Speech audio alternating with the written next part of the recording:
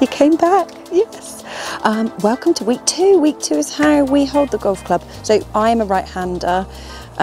Everything we talk about in these videos is purely based on someone who's right-handed. We would flip that if you were a left-hander. So anything I say, just flip it, okay?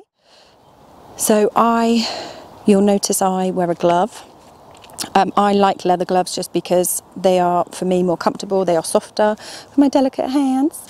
So they do leather or all weather. They do rain grips as well, and that's predominantly used in the rain. But if you are a right-handed golfer, you need to look for a left-handed glove, okay? Or a glove that's, not a right-handed glove, okay? We don't want it on a right hand as a right-handed golfer. Gosh, that makes it so confusing, doesn't it? So I'm going to start again. I am wearing a glove. It is on my left hand as a right-handed golfer, okay? So if you're going to buy one, make sure they are tight as you like. Obviously, you still want to be able to move your fingers, but we want them tight. The reason being, we're kind of using it as like a second skin and just to help extra grip. So when we have a grip, we are basically trying to control the club face itself, because that's what makes the ball go offline a lot of the time. And we are just trying to make it comfortable, repeatable, and prevent injury.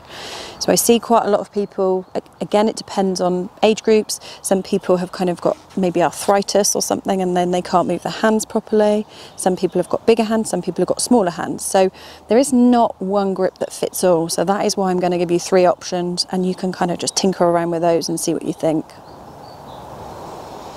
So option 1 used to be that we kind of would teach this to kids or people with smaller hands. This is what you would call the baseball grip. So actually, if you were looking at it from this way, the baseball grip is all of your fingers kind of touching each other, but not interlocking or overlapping, okay?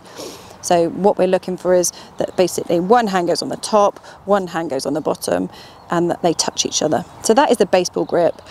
Sometimes it's good to kind of get people to start off with, because grips are kind of quite tedious to learn, but quite important. So it might be a good start to learn. This is the baseball grip. Now what you'll see at the bottom of your clubs, if you have any, if you're borrowing any, 9 times out of 10 they have kind of like a line or a mark around them. We want to make sure that that line sticks out, because sometimes when we grip it, it grips in the palm of the hands and it rubs away gloves, which is never good. So baseball grip, left hand on top, right hand underneath. There we go.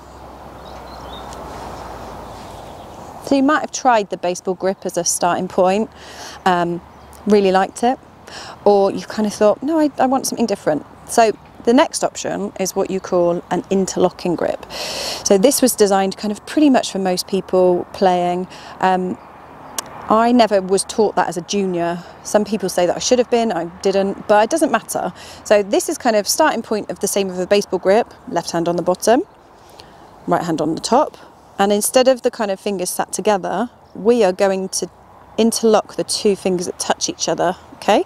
So the 2 fingers that touch each other, we're going to literally interlock them and then make them kind of a little cuddle. So that is an interlock grip. Some people don't like this because these 2 fingers kind of stress out the joints, and you tend to find that anyone that has got sore fingers or anything like that, this might not be that great for them. But interlock grip, definitely worth a go, because your hands kind of work together, they work as one unit, and the club doesn't move around.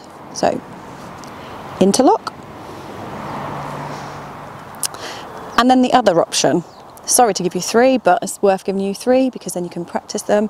We have got what we call the overlap grip. So again, we start off with our left hand on top, we've got our right hand underneath, and instead of us interlocking them, what we're going to do is overlap. Now, whether you want to overlap a few more, but we're basically just trying to put the little finger in that gap there and just kind of like let it chill. And then that way we can get all the hands working together but not have the strain on our joints. So this is an overlap grip. Like we were saying, you have your baseball, interlock, overlap. So it's all right because we know what they do or look like this side, but what do they look like when they're looking down? So they all kind of look a little bit similar when you're looking down. All that happens is what the little finger and the forefinger do. So everything is purely based on what this club face does when you set up to the ball. So what you'll notice is my clubs have these lines down here and some grooves. What we're actually looking at trying to do is get those lines pointing at the target, okay? There's no point in gripping a club if it's pointing over there or over there. The ball will not go the way we want it to. So what we're going to try and get you to do is put the club face down or the club head down in line of the target where you want it to go, okay?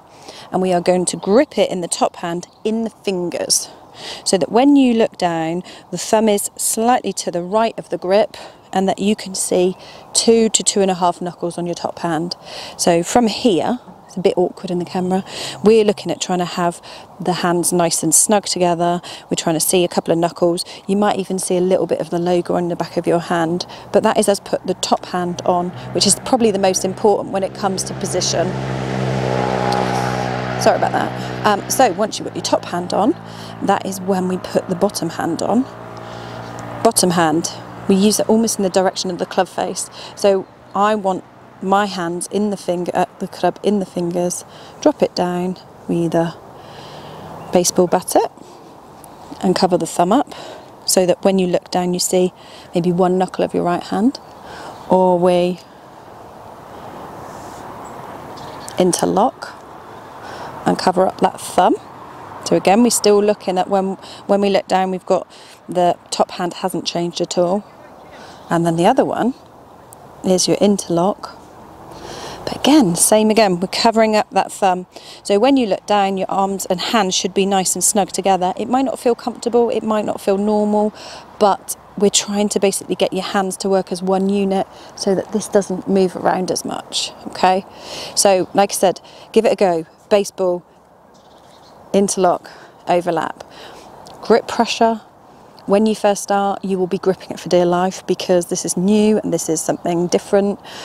Ideally, we're going to try and hold it like we're holding a baby bird, that we are not.